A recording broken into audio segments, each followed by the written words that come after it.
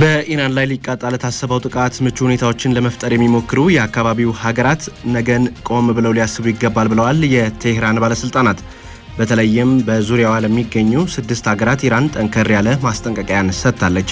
ከሀሳብ ባለፈ ተደጋግሞ እየተሰማ የሚገኘው የአሜሪካ የጥቃት ዛቻ ቢፈጸም ድልድይ የሚሆኑት 6 ሀገራት የኢራንን የመልስ ምት ለመቀበል መዘጋጀት አለባቸው ብላለች። ሰለሞን ይታየው ተጨማሪውን እንደሚከተለው አዘጋጅቶታል። መካከለኛው ምስራቅና ከአትላንቲክ ማዶ ላይ የተወጠረው የነገር ገመድ አሁን ክረቱ ካለፉት ጊዜያት ሁሉ የጨመረ ይመስላል። ቴህራንና ዋሽንግተን አስፈሪውን የቃላት ምልልስ መቼ እንደሆነ የማይገመተውን የይዋጣልን ንትርክ አጧጡፈውታል። በግራም በቀኝም ተሰላፊ ኃይሎች አንዳንዶቹ ዝምታን፣ ሌሎቹ ደግሞ አያምጣው አያድርገው እያሉ ዳርዳሩን መዞር ጀምረዋል። ተጀምረው የፈረሱት ሐሳብ ተንጸባርቆባቸው በኃያላኑ እምቢታ እንዲቆሙ የተደረጉት የኒውክሌር ጉዳይ ውይይቶች አሁን ዳግም እንዲጀመሩ የቀረቡ ጥሪዎች በቴህራን አስተዳደር ተቀባይነት ማጣታቸው ጉዳዩን ይበልጥ እንዲከራ አድርጎታል። በዚህም ምክንያት አንበሶቹም ከሜዳቸው ላይ ሆነው አስፈሪውን ድምጻቸውን ማሰማት ጀምረዋል። የዝሆኖች ጠብ እንዲሉ ነገር ኢራን በማያገባችሁ ጉዳይ እንዳትገቡ የአየርም ሆነ ሌሎች ክልላችሁን ለአሜሪካ የፈቀዳችሁ ጊዜ ያኔ ነገሮች ሁሉ መልካቸውን ይቀይራሉ የሚለውን ማስጠንቀቂያም በግልጽ ለ6 ጎረቤቶቹ አድርሳለች። ቴህራን ለ6ቱ የአካባቢው ሀገራት የትኛውንም አይነት ትብብር ኢራንን ለማጥቃት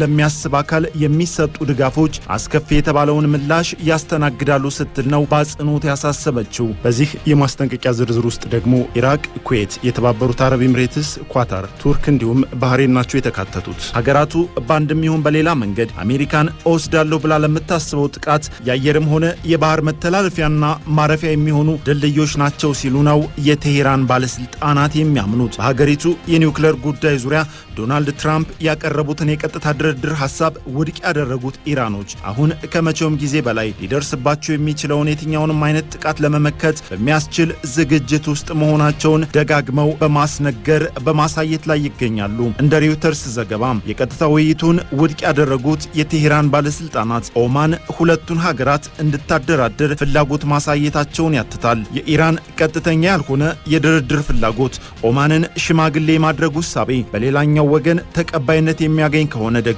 ለተካረረው የዋሽንግተን ቴህራን ጉዳይ ጊዜያዊ ቢሆንም እፎይታን እንደሚሰጥን የሚጠበቀው። ከነዚህ ሁሉ አማራጮች በፊት ግን ድባቡም ሂደቱም ማስፈሪ የሆነ ለመጣው የሀገራቱ ፍጥጫም ራስን የመጠበቁ ስራ በተለያዩ ግንባሮች ተጠናክሮ እንደሚቀጥል ነው የቴህራን ባለስልጣናትን ጠቅሶ ሃማ ፕሬስ የዘገበው። በዋናነት ቴህራን አሁን ራስን የመጠበቅ ራስን የማስከበር ጉዟን ለ6ቱ ጎረቤቶቿ ማስጠንቀቂያ ማሳሰቢያውን በመላክ ጀምራለች።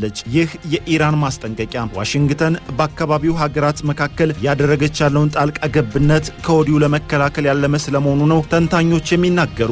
ምናልባትም ከዲፕሎማሲያዊ መፍትሄ የዘለለ ግጭት ቢፈጠር ሀገራቱም መምረጥ ያለባቸው መንገድ ከወዲሁ እንዲያስቡትም ቀይ መብራት መሆኑ ነው የተነሳው። ከቀናት በፊት ኢራን ለመደራደር ዝግጁ ካልሆነች ታይቶ የማይታወቅ ጥቃት ይጠብቃታል የሚለውን የዶናልድ ትራምፕ ዛቻ ተከትሎ ነው ከወዲሁ ሀገራት አሰላለፋችሁን ለዩ የሚለው የቴህራን ማስጠንቀቂያ የመጣው። በእርግጥ እስካሁን ድረስ 6ቱ ሀገራት ለኢራን ማስጠንቀቂያም ሆነ ማስፈራሪያ የሰጡት ምላሽ እንደሌለ ዘገባዎች ቢያትቱም አስፈሪው ጉዳይም ነገሮች በዚሁ ከቀጠሉ በባህረ ሰላጤው አካባቢ ሰፊ ግጭት ሊከሰት ይችላል የሚለው ሆኗል። ከውጭ በትንታኔ ወደምንመለከተው ጉዳይ ከማለፋችን በፊት ጥቂት መረጃዎችን እነግራችኋለሁ። የደቡብ ኮሪያ ካቢኔ ፕሬዝዳንታዊ ምርጫ ቀንን ይፋ አድርጓል። የቀድሞው የደቡብ ኮሪያ ፕሬዝዳንት እንግዲህ በማርሻል ሕግ ምክንያት ከስልጣን ከተነሱ በኋላ ውዝግብ ውስጥ የቆየችው ሀገሪቱ አዲስ ፕሬዝዳንት ለመምረጥ ቀን ቆርጣለች። የሀገሪቱ ሕግ ስልጣን ላይ ያለው ሰው ሕይወቱ ካለፈው ወይም ደግሞ ከስልጣን ከተነሳ በ60 ቀናት ውስጥ አዲስ ፕሬዝዳንታዊ ምርጫ እንዲደረግ ያስገድዳል። በዚህም መሰረት ሰኔ 3 ፕሬዝዳንታዊ ምርጫው እንደሚጠናቀቅ ይጠበቃል ሲል ዮንሃፕ ኒውስ ነው ያስነበበው።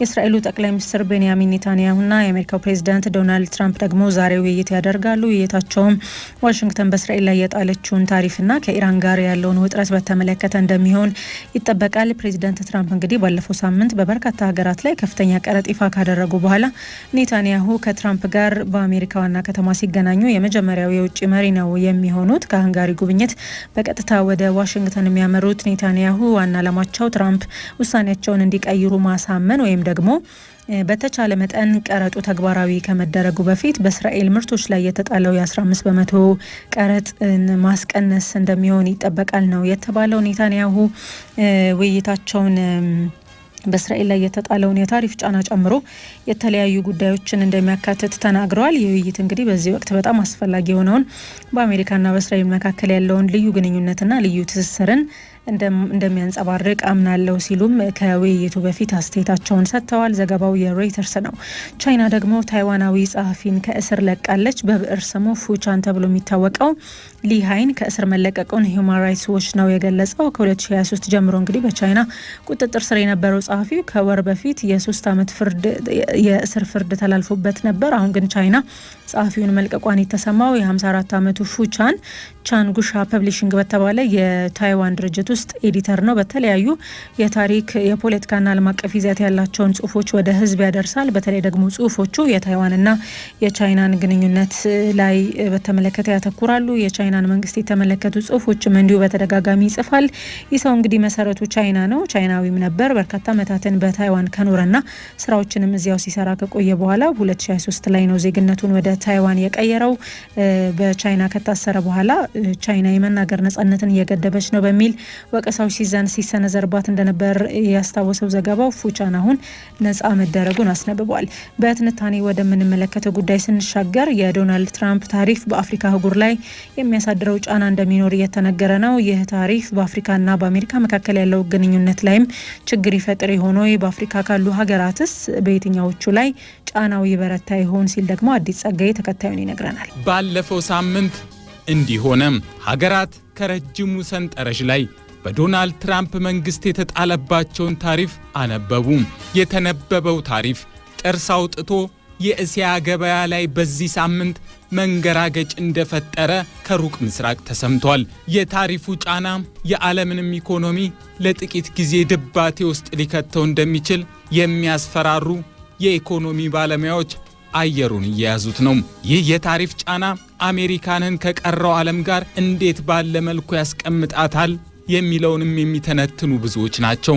ከአውሮፓና እስያ ጋር ሆድና ጀርባ ትሆናለችንም የሚተነብዩ እንደዚሁም። የአልጀዚራ ሀተታ ታዲያም ታሪፉ የአሜሪካና አፍሪካን ግንኙነት እንዴት ያደርገው ይሆን ሲል ያስነብባል። በትንሿ ደቡብ አፍሪካዊ ሀገር በሌሴቶም በጨርቃ ጨርቅ ፋብሪካዎች ለሚሰሩ ሰራተኞችና የአስተዳደር ሰዎች ያለፈው ሳምንት ሐሙስ አስቸጋሪውም መጥፎም ቀን ነበር። ሀገራቸው ሌሴቶ ወደ አሜሪካ በምትልካቸው ምርቶች ላይ 50 በመቶ ቀረጥ መጣሉን የሰሙበት ነውና ሌሴቶ ባለፉት 25 ዓመታት የአፍሪካ ሀገራት ከቀረጥ ነፃ ወደ አሜሪካ ምርቶቻቸውን እንዲልኩ በሚፈቅደው ስምምነት ወይም አጓ ተጠቃሚ በመሆን ምርቶቿን ከቀረጥ ነፃ በአሜሪካ ገበያ ውስጥ ስትሸጥ ቆይታለች። ከአሜሪካ ገበያም የተሻለ ተጠቅማለች። ይሁን እንጂም ከዚህ ሳምንት በኋላ ይህ የሚቀጥል አይመስልም። እርግጥ ነው ዶናልድ ትራምፕ ስለ አጓ ይቀጥላልም አይቀጥልምም አለምም የለምም አላሉም። ብዙዎች ግን የአጓ የመቀጠል እድሉ እጅጉን ዝቅተኛ እንደሆነ እየጠቆሙ ይገኛል። በአውሮፓውያኑ በ2000 ተግባራዊ የተደረገው አጓ የአፍሪካ ሀገራት የጨርቃ ጨርቅ፣ ብረታ ብረት፣ የግብርናና ሌሎችም የኢንዱስትሪ ምርቶችን ወደ አሜሪካ በመላክ የተጠቀሙበት በዚህ ዓመትም በአዲስ አሰራር ይጀምራል ተብሎ የሚጠበቅ የነበረ ቢሆንም የትራምፕ የንግድ ጦርነት ግን ውሃ እንዲበላው ሳያረግ አልቀረም። ለአርኤፍአይ የሚጽፈው ዛና ተዋንሳድ እንደሚል ታሪፉ አጓዋን ከጨዋታ ከማውጣቱ ባሻገር በአፍሪካ ሀገራቱ ላይ ጫና መፍጠሩም አይቀር ነው። በተለይ ግን በደቡባዊ አፍሪካ በሚገኙ ሀገራት ላይ ጫናው ሳይበረታ አልቀረም። ደቡብ አፍሪካ ከቻይና ቀጥሎ የአሜሪካ ትልቋ የሁለትዮሽ ገበያ ወዳጅ ነች። በአውሮፓውያኑ በ2024 እንኳን 14.7 ቢሊዮን ዶላር የሚደርሱ ምርቶቿን ወደ አሜሪካ ልካለች። ይሁን እንጂ በደቡብ አፍሪካ ላይ የተጣለው 31 በመቶ ታሪፍ የሀገሪቱን መንግስት በእጅጉ አሳስቧል። የደቡብ አፍሪካው ፕሬዝዳንት ሲሪል ራማፎሳ ከአሜሪካ ጋር አዲስ ሁለቱንም ወገን ተጠቃሚ የሚያደርግ የሁለትዮሽ የንግድ ድርድር ለማድረግ ጥያቄ አቅርበዋል። የጆሃንስበርግ ዩኒቨርሲቲ የአፍሪካ ዲፕሎማሲና አመራር ማዕከል ተመራማሪው ኦስካር ቫን ሄርደር እንደሚሉት በደቡብ አፍሪካ ላይ የተጣለው ታሪፍ ሰፊ ተጽዕኖ የሚኖረው ነው። ጉዳዩ በአሜሪካና በደቡብ አፍሪካ መካከል በተለይም ከዶናልድ ትራምፕ መምጣት በኋላ የተፈጠሩ ፖለቲካዊና ዲፕሎማሲያዊ ልዩነቶችን መሰረት ያደረገ ሳይሆን አይቀርም። ከዚያም በላይ የደቡብ አፍሪካና የእስራኤል የዓለም አቀፉ የፍትህ ፍርድ ቤት ክርክርን ተከትሎ አፍቃሪ እስራኤሉ ዶናልድ ትራምፕ ጨከን ሳይሉ እንዳልቀረም እየተጠቆመ ነው። የትራምፕ የቅርብ ሰው ናቸው የሚባሉት ቢሊዮነሩ ኤለን መስክም በደቡብ አፍሪካ ተወልደዋል። ይሁን እንጂ በዚያ ያለውን ነጭ ደቡብ አፍሪካውያን አግሏል በሚል የሚያምኑበትን የመሬት ማሻሻያ ፖሊሲ አጥብቀው ይቃወማሉ። እናም ኤለን መስክ በዚህ በኩል በእጃዙር ሳይመጡ እንዳልቀረም እየተነገረ ነው። ሌሎቹም ደቡብ አፍሪካዊ ሀገራት ላይ ወገብ የሚቆርጥ ታሪፍ የተጫነባቸው ሲሆን ማዳጋስካር 47 በመቶ፣ ሞሪሸስ 40 በመቶ፣ ቦትስዋና 37 በመቶ፣ አንጎላ 32 በመቶ ታሪፍ ተቀምጦላቸዋል። ይሁን እንጂ ታሪፉ በደቡብ አፍሪካዊ ሀገራቱ ላይ ብቻ ሳይሆን በተመሳሳይ በሊቢያም ላይ ከፍተኛ የተባለውን 31 በመቶ ታሪፍ አስቀምጧል። በአልጄሪያ ላይ 30፣ በቱኒዚያ ላይ 28 በመቶ በመጣል በአፍሪካ በቀዳሚነት የታሪፉ አሉታዊ ተጽዕኖ ሊያርፍባቸው የሚችሉ ሀገራት እንደሆኑ እየተነገረ ነው።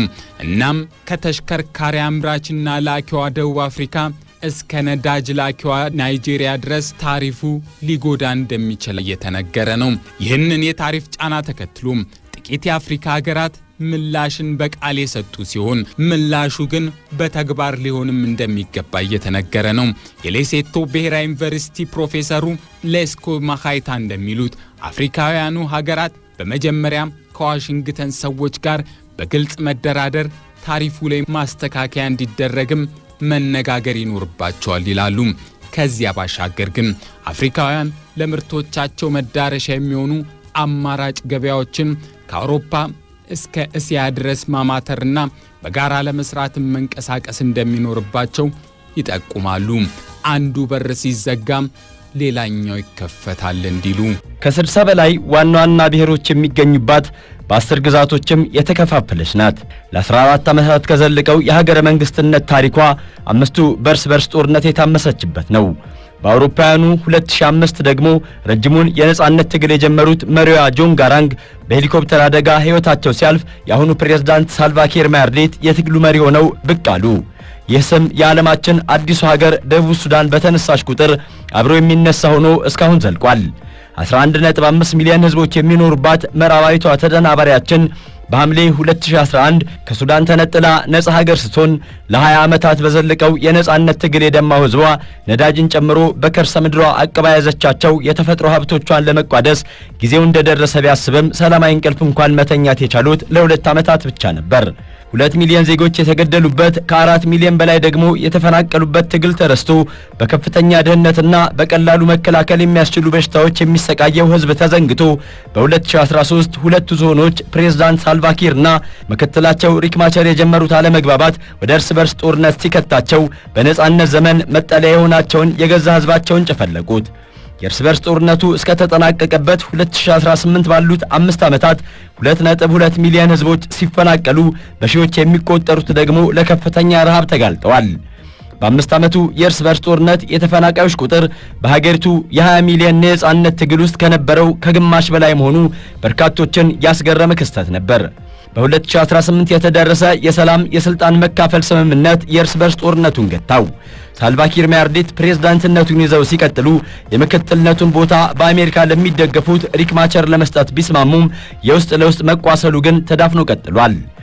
ያ የ5 ዓመት የሰቆቃ ምዕራፍ ቢዘጋም መሪዎቹ ሁለተኛውን ምዕራፍ ለመጀመር እያኮበኮቡ ነው።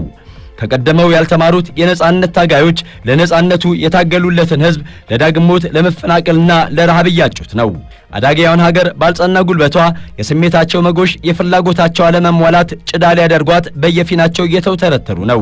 በመጀመሪያው የእርስ በርስ ጦርነት ፕሬዝዳንቱ የመጡበት ዲንካ ብሔርና የምክትላቸው ኑዌር ብሔር ወታደሮች ትልቁን ድርሻ ይዘው በየአውደ ውጊያው ቢጠዛጠዙም በርካታ ብሔሮች ያሉባት አዲሲቱ ሀገር አንዱን ጎራ መምረጥ የምታስገድድ በመሆኗ ሁሉም ያዋጣናል፣ ይስማማናል ያሉትን ጎራ መርጠው የተቀላቀሉበት ነበር። ከምክትላቸው ጋር በማበር መፈንቅለ መንግስት ሊያካሂድባቸው እንደሆነ የገለጹትን ፓርላማ የበተኑት ፕሬዝዳንቱ ይህኛው ምዕራፍ ምክትላቸውና ደጋፊዎቻቸውን ወህኒ በመወርወር ጀምረውታል ይላሉ ታዛቢዎች። የሁለቱ መሪዎች ግጭት ከሀገራዊ ጉዳዮች ሳይሆን ከአይዞባዮቻቸው አእምሮ የሚፈልቅ በግዙፍ ምጣኔ ሀብታዊና ፖለቲካዊ ጥቅም የሚቃኝ ነገር ግን ለሀገሬው ሰላምና ዴሞክራሲ መቆርቆር በሚል መሸፈኛ የሚቀርብ እንደሆነም ይገለጻል። ዋነኞቹ ተዋንያን አሜሪካና ቻይና ሲሆኑ የአውሮፓ ህብረትና የተባበሩት መንግስታት ድርጅትም በየፊናቸው እጃቸውን አስገብተዋል። አህጉራዊዎቹ የአፍሪካ ህብረትና ኢጋድም በጁባ ጉዳይ ተጠቃሽ ሚና አላቸው። በበርካታ ታዛቢዎች ዘንድ የደቡብ ሱዳን የእርስ በርስ ጦርነት አስኳል እንደሆነ የሚታመነው የላይኛው ናይልና አብዬ ግዛት ላይ የሚገኙት የነዳጅ ጉድጓዶች እንደሆኑ ይገለጻል። ረብጣ ሚሊዮን ዶላሮችን በሀገሪቱ የነዳጅ ሀብት ላይ ኢንቨስት ያደረገችው ቻይና ከምንጊዜም የምጣኔ ሀብት ጉዳዮች ተቀናቃኟ አሜሪካ ጋር የገቡበት የጥቅም ሽኩቻ በሳልቫኪርና በሪክ ማቸር ውስጥ ስጋ ለብሶ የሚንቀሳቀስ የሁከትና ያለመግባባትን ምንጭ አጋግለው የሚያነዱት እሳት ሲፋፋም ሀገራቱ ቀዳሚዎቹ እርዳታ አቅራቢዎች ናቸው ይላሉ ጥናቶች። መሰረቱን ኬንያ ናይሮቢ ያደረገው የምስራቅ አፍሪካ ህዝቦች የአካባቢውን ፖለቲካዊ ምጣኔ ሀብታዊና ዓለም አቀፋዊ ግንኙነቶች እንዲያውቁ እንደሚሰራ የሚገልጸው ሆርን የተሰኘ የስትራቴጂ ጥናት ተቋም ሁለት ወገኖች የገቡበት የመጀመሪያው የእርስ በርስ ጦርነት በሰላም ስምምነት ከመቋጨቱ ከአንድ ዓመት በፊት በ2017 ይዞት በወጣው ዘገባ የውጭ ኃይሎቹን ጣልቃ ገብነት ጥግ ያትታል። የሩቅ ምስራቅና የእስያ ብቻ ሳይሆን የዓለማችን ሀያል ለመሆን እየተንደረደረች ያለችው ቤጂንግ በደቡብ ሱዳን የነዳጅ ሀብት ላይ በመቶ ሚሊዮኖች የሚቆጠር ዶላር አፈሳለች። ይህ የቤጂንግ አካሄድ የዋሽንግተንን አይን የሚያቀላ ነበርና የማስተካከያ እርምጃ መውሰድ ጀመረች። የስልጣን ሽኩቻው እንዲቀሰቀስና ምክትል ፕሬዝዳንቱ ሪክ ማቸር ከአለቃቸው ሳልቫኪር ጋር ግጭት ውስጥ እንዲገቡ በማድረግ ክፍተቱን ተጠቀመችበት። የመጀመሪያ ዲግሪያቸውን ከካርቱም ዩኒቨርሲቲ በምህንድስና ትምህርት ዘርፍ ያዙት ማቻር ከእንግሊዙ ብራድፎርድ ዩኒቨርሲቲ ደግሞ በሜካኒካል ምህንድስና ዶክተሬታቸውን አግኝተዋል። ሰውየው ከምዕራባውያኑ ጋር ያላቸው ይህን ቁርኝት የተጠቀመችበት አሜሪካ መንበረ ፕሬዝዳንትነቱ ለእርሳቸው እንደሚገባ በመግለጽ በልባቸው የሚመላለሰው ደም ከሀገራቸው ይልቅ የግል ጥቅማቸውን በመላው ሰውነታቸው እንዲያሰራጭ አድርጋለች ይላሉ ታዛቢዎች። በየትኛውም ሁኔታ የደቡብ ሱዳንን እምቅ የነዳጅ ሀብት መቆጣጠር የምትፈልገው ዋሽንግተን ቻይና በሀገሪቱ ለዓመታት ኢንቨስት አድርጋ የተከለችውን እግር መንቀል በቦታው መተካት ያም ባይሆን ተረጋግታ የልፋቷን ፍሬ እንዳትቋደስ ማወቅ ትሻለች።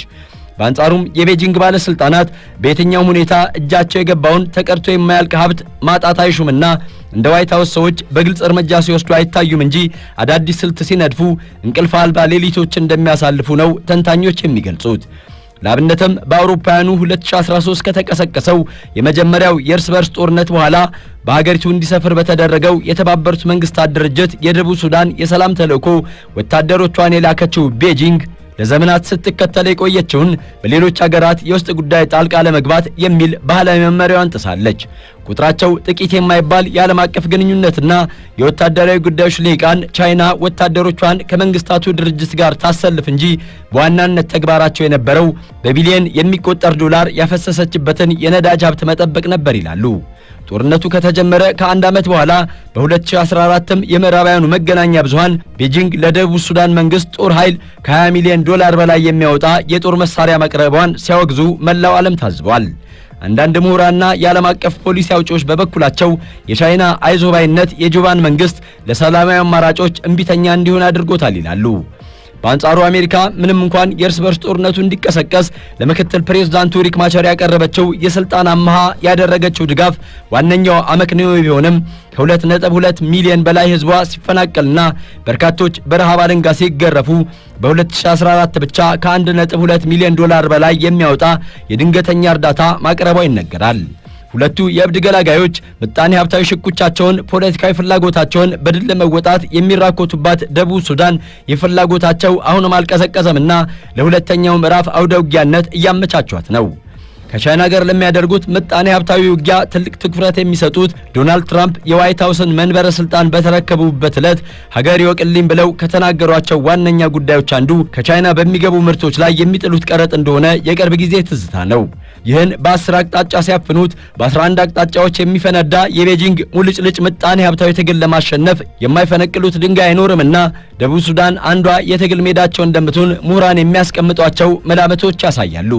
ከሳምንት በፊት ምክትል ፕሬዝዳንት ሪክ ማቻርን በቤት ውስጥ ስር እንዲቆዩ የእርሳቸው ደጋፊ ናቸው ያሏቸውን ባለስልጣናትን ወህኒ የወረወሩትን ሳልቫኪርን ድርጊት ያወገዘችው ዋሽንግተን ማቻር ቢፈቱ ለሀገሪቱ ሰላም እንደሚበጅ አስታውቃለች። በውጭ ጉዳይ ሚኒስትሯ ማርኮ ሩቢዮ በኩል ከትላንት በስቲያ ይፋ የሆነው መረጃ ደግሞ ነገሮች መጦዛቸውን አመላካች ነው። ሩቢዮ የትኛውም የደቡብ ሱዳን ፓስፖርት የያዘ የአሜሪካ ነዋሪ ቪዛው መሰረዙን ይፋ ሲያደርጉ እንደ ምክንያት ያስቀመጡት የጁባ መንግስት በአዲሱ የትራምፕ ፖሊሲ ምክንያት ከአሜሪካ የተባረሩ ህገወጥ የሀገሪቱን ዜጎች ለመቀበል ፈቃደኛ ለመሆኑን ነው። ፕሬዝዳንት ሳልቫኪር ከመጀመሪያው የእርስ በርስ ጦርነት ጀምሮ የሀገራቸው ሰላም ማጣት ምንጭ የመንግስታቸው የጎን ውጋት የዋሽንግተን ሁሉን ልጨብጥ ባይ የማይገደብ ትርፍ ፈላጊነት እንደሆነ ይገልጻሉ። ሀገሬው ግን ችግሩን ወደ ውጪ ከመጠቆም ፕሬዝዳንቱና ምክትላቸው የግል ፍላጎታቸውን ወደ ጎን ብለው ለጋራ ሀገራዊ ጉዳይ አለመነሳታቸው እንደሆነ ያምናል። ዳግም በምድሩ ላይ የረበበውን የጦርነት ድባብም በመግባባት እንዲፈቱት ይመኛል።